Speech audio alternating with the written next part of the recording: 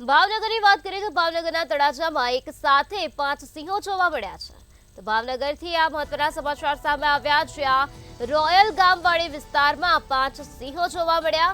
5 સિંહોના આરામ કરતો વિડીયો સામે આવ્યો છે। તો આ વિડીયો સોશિયલ મીડિયા પર તીવ્ર ગતિથી વાયરલ થયો છે। ટીમાણા ગામની આસપાસ સિંહોનો વસવાટ જોવા મળી રહ્યો છે। આ પ્રકારે ભાવનગરના તળાજામાં એક સાથે 5 સિંહો નજરે પડ્યા છે। 5 સિંહોનો આરામ કરતો વિડીયો હાલ સોશિયલ મીડિયા પર વાયરલ થયો છે। ત્યારે ભાવનગરના તળાજાના ટીમાણા ગામની આસપાસ સિંહોનો વસવાટ જોવા મળી રહ્યો છે।